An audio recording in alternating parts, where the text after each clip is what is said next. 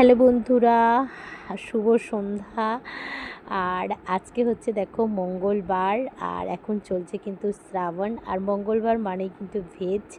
আর আজকে রাতের ডিনারটা কি থাকছে চলো তোমাদের সাথে একটু শেয়ার করি। তো এখানে আমি কিন্তু বানাচ্ছি কাশ্মীরি আলুর দম। আর তোমরা যদি এই আলুর দমের রেসিপিটা চাও তাহলে কমেন্ট করো, আমি কিন্তু শেয়ার করব।